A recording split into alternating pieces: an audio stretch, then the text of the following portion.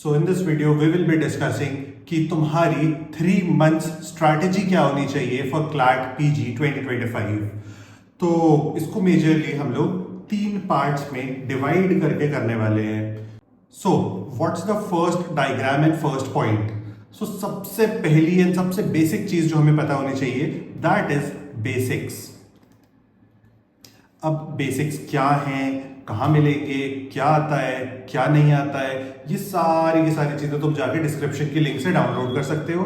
वहाँ पे मैंने डाउनलोडेबल लिंक जो है उसमें सारी चीज़ें डाल दी हैं, कौन से सब्जेक्ट्स आते हैं, उनमें कौन सा इंपॉर्टेंट पोर्शन है, तुम्हें क्या पढ़ना चाहिए क्या नहीं पढ़ना चाहिए, सारे के सारे बेसिक्स। अब अगला क्वेश्चन आ जाता है कि हम बेसिक्स को कवर करेंगे कैसे। तो देखो, बेसिक्स को कवर करने का सबसे सिंपल एंड सबसे बेस्ट तरीका जो है दैट इज तुम सारे सब्जेक्ट्स की बेयर एक्ट को उठाओ और उनसे पढ़ना शुरू कर दो।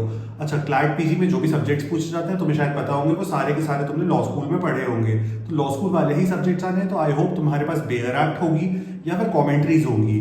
कॉमेंट्रीज यहाँ पे बहुत ज़्यादा रिकमेंडेड नहीं है, बुक्स बहुत ज़्यादा रिकमेंडेड नहीं है, क्योंकि अब 3 महीने ही बचे हैं। अब तुम कॉमेंट्रीज लेके बैठोगे तो जैसे फॉर एग्जांपल अवतार सिंह एक कॉमेंट्री है जो कि बहुत बड़ी है अपने आप में। कोई भी कॉमेंट्री 700-800 पेजेस से कम की नहीं है, तो इतना ज़्यादा मटीरियल तुम्हारे पास पढ़ने के लिए बचा नहीं है वक्त। तो सबसे पहले तो बेयर एक्ट उठाओ, बेयर एक्ट से पढ़ना स्टार्ट करो और मेक श्योर करो कि जब तुम बेयर एक्ट पढ़ रहे हो तो बेयर एक्ट में बहुत अच्छे से मार्क कर लो चीज़ों को, और वहाँ पे अपने पॉइंट्स को भी ऐड कर दो, कुछ एक्स्ट्रा केसेस को भी ऐड कर दो जो भी तुम्हारे लिए रेलेवेंट मटीरियल है। हो सकता है तुमने कुछ चीज़ों को फ्लो चार्ट से या इस तरह से पढ़ा हो किसी यूट्यूब चैनल पे, अपने कॉलेज में किसी फैकल्टी से, तो तुम उस चीज़ को भी वहाँ पे मेंशन कर दो कि तुम जब लास्ट डेज में उस चीज़ का रिविजन करोगे तो भी तुम्हें वो चीज़ दिख जाए और तुम्हारे बहुत ज़्यादा काम आए जाए। अब इन बेसिक्स में हमें जो अगली चीज फिगर आउट करनी चाहिए दैट इज क्या चीजें इंपॉर्टेंट हैं एंड क्या चीजें उतनी ज्यादा इंपॉर्टेंट नहीं है फॉर एग्जामिनेशन। तो देखो, इसको फिगर आउट करने के लिए मैंने एक चार्ट अटैच कर दिया है जो शायद तुम्हें अपनी स्क्रीन पे भी दिख रहा होगा। इसमें ये पता चल जाता है कि किस सब्जेक्ट से कितने नंबर ऑफ क्वेश्चंस आए थे लास्ट 3-4 सालों में। तो यहां से हमें एक बेसिक आइडिया आ जाता है कि लास्ट 3-4 सालों का हर सब्जेक्ट से इतने इतने नंबर ऑफ क्वेश्चंस आए हैं। ये पूरा का पूरा एक ब्रेक डाउन है जिससे तुम अंदाजा लगा सकते हो कि तुम्हारे कौन से सब्जेक्ट्स हैं जो वीक सब्जेक्ट्स हैं और उनसे ज्यादा क्वेश्चंस पूछे जा रहे हैं, तो तुम्हें वहां पे ज्यादा मेहनत करनी पड़ेगी।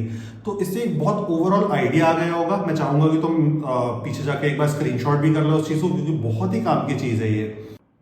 अगली चीज है हमारा नेक्स्ट डायग्राम।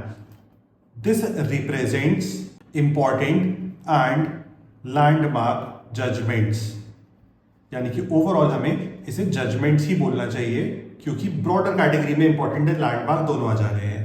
तो इंपॉर्टेंट एंड लैंडमार्क जजमेंट्स के साथ तुम्हें एक चीज ध्यान जो रखनी है बहुत ही इंपॉर्टेंट, जब तुम बेसिक्स पढ़ोगे, बेसिक्स में भी मैंने बताया ना important and unimportant. For example article 14 to 18 very important, तो तुम्हें उसे एक अलग कैटेगरी में रखना है। और अनइंपॉर्टेंट अगर हम देखेंगे वहीं पे, तो अनइंपॉर्टेंट पोर्शन होगा ऑफ कॉन्स्टिट्यूशन आर्टिकल 51 के आगे के आर्टिकल्स, क्योंकि उनसे उतने ज्यादा क्वेश्चन आए नहीं है लास्ट फ्यू ईयर्स में।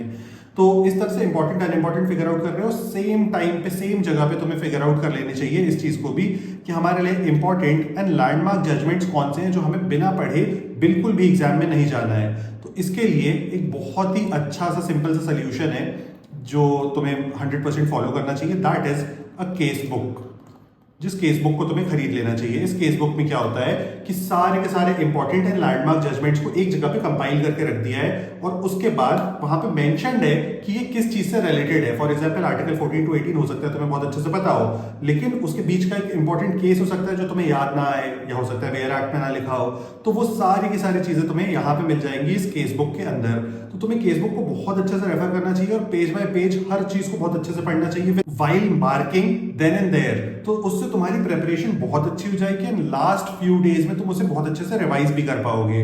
तो केस बुक को तुम चेक कर सकते हो, मैंने इसकी लिंक भी डिस्क्रिप्शन में डाल दी है। Case book one of the most important study material है फॉर क्लैट पीजी। अगर कोई क्लैट पीजी 2026 का बच्चा देख रहा है तो उसके लिए भी ये बहुत इंपॉर्टेंट मटेरियल होने वाला है नेक्स्ट ईयर के लिए। अच्छा, हालांकि नेक्स्ट ईयर इसका एक अपडेटेड वर्जन भी आएगा, तो तुम थोड़ा सा वेट भी कर सकते हो 26 एस्पिरेंट्स, लेकिन 25 एस्पिरेंट्स को तो 100% इस चीज को जाके तुरंत बाय कर लेना चाहिए। और लास्टली तुम इस बुक को स्क्रीनशॉट भी कर लो, तुम्हारे सामने क्यूआर भी है, ये एक डिस्काउंटेड क्यूआर भी है जिसमें तुम्हें डिस्काउंटेड प्राइस पे जिस पे तुम्हें डिस्काउंटेड प्राइस पे बुक मिल जाएगी। तो तुम दोनों चीज़ों को स्क्रीनशॉट कर लो और इसके बाद जैसे वीडियो खत्म होती है जाके चेकआउट कर लो, जल्दी से जल्दी बाय कर लो। Third and one of the most important चीज for CLAT PG, that is time management. देखो टाइम मैनेजमेंट जो है वो सबसे बड़ी प्रॉब्लम बना हुआ है मोस्ट ऑफ द एस्पिरेंट्स की, और वही हम लोग कमेंट्स में भी देखते हैं कि हमें बैक टू बैक कमेंट्स आते हैं कि हम टाइम कैसे मैनेज करें, हमारे मॉक का टाइम खत्म हो जा रहा है, हमें ये प्रॉब्लम हो रही है, वो प्रॉब्लम हो रही है। और मोस्टली प्रॉब्लम्स जो है वो हमेशा टाइम से रिलेटेड ही हैं कि हम पेपर पूरा रीड नहीं कर पाते हैं, ये हो जाता है, वो हो जाता है। तो इस पॉइंट पे तुम्हें टाइम मैनेजमेंट के लिए सिर्फ दो चीज़ों को सोचना चाहिए।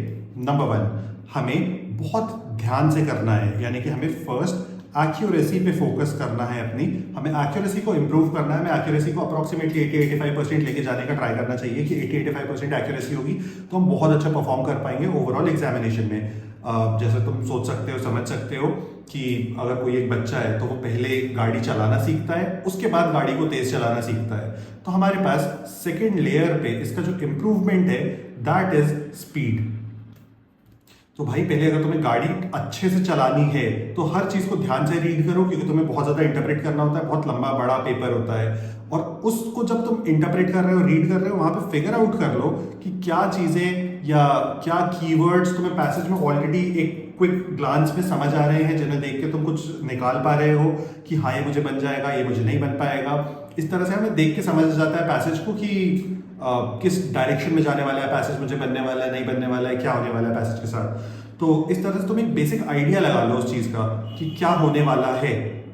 उसके बाद अभी तो एक्यूरेसी पे फोकस करो, और विद टाइम यानी कि आज से 20 दिन बाद बहुत ज्यादा फोकस करो टाइम पे, क्योंकि अभी से अगर तुम बहुत तेजी से रीड करके सॉल्व करने लगोगे चीजों को तो तुम्हारी इंटरप्रिटेशन 100% गलत होगी और तुम्हारी एक्यूरेसी भी जाएगी और तुम्हारे मार्क्स भी कम आएंगे, बहुत ज्यादा नेगेटिव मार्किंग भी होगी मॉक्स में, तो वो कोई बहुत ज्यादा हेल्प नहीं करने वाला है। तो मॉक्स में मैं तुम्हें बहुत ही स्ट्रांगली रिकमेंड करूंगा कि अभी तो तुम सिर्फ एक्यूरेसी पे ही फोकस करो, दूसरी किसी चीज पे बहुत ज्यादा फोकस करने की जरूरत नहीं है at this moment.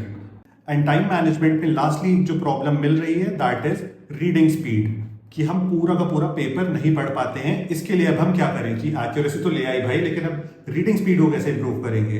Reading speed को इंप्रूव करने का सिर्फ एक ही तरीका है, एक ही सोल्यूशन है, दैट इज रीडिंग मोर।